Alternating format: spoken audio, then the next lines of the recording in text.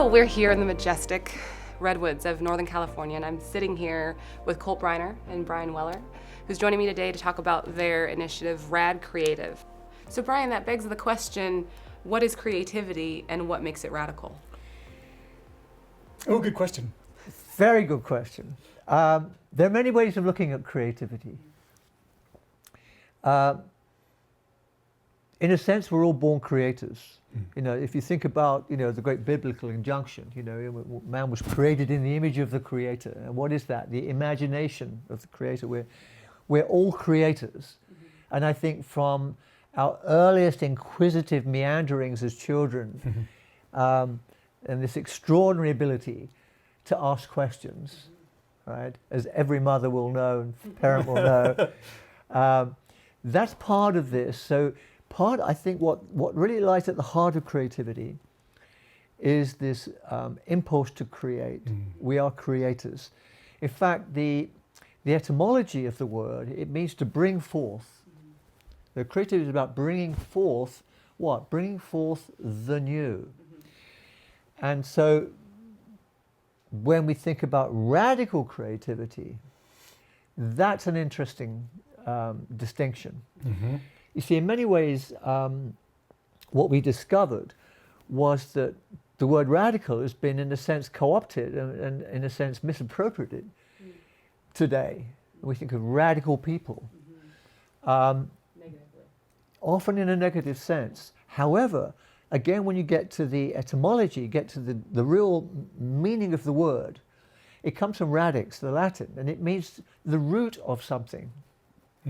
It's getting to the root of it. In other words, getting to the fundamentals, getting to that inherent quality within. It's where we get the word radius from and radiant from, right? So radical really is the ability to get to the root of something. And our seminar really comes from this distinction. We're going to take people on a journey of discovery to get to the root. What's behind all of these shifts and changes we're going through, and then how to master them, right? So we're creators, and we're radically creative when we learn the craft of that. And it's teachable. It's teachable. It's learnable.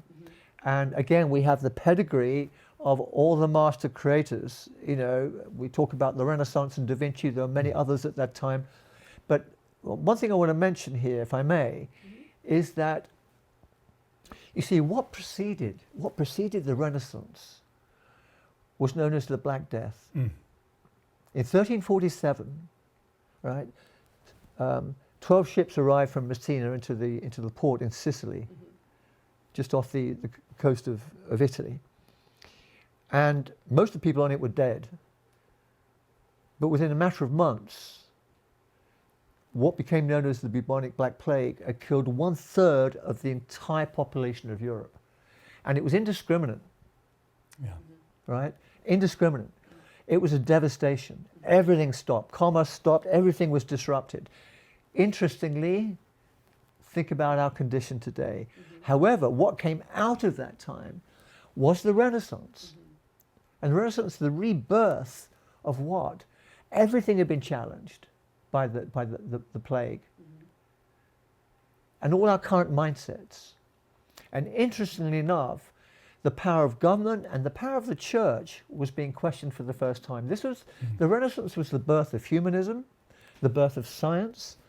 It was the birth of discovery that there were things to learn about our world that we've never figured out before. And so pioneers like Leonardo, who himself was deliberately an untutored man. He resisted and never went to formal education. His power was the power of observation.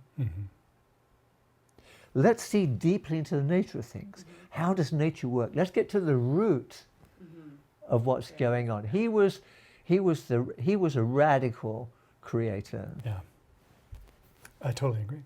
Well, from redwoods to Oahu, hopefully we will all be chatting very, very soon. So thank you guys so much for your time today. It's been a great honor. Thank you. Oh, thank you. Thank you, Julie.